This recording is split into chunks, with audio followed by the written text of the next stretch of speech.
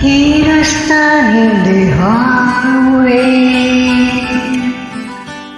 a suitcase in my hand, rolling out of my mind, but nothing to say.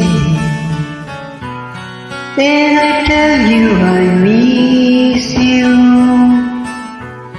and you tell me the same.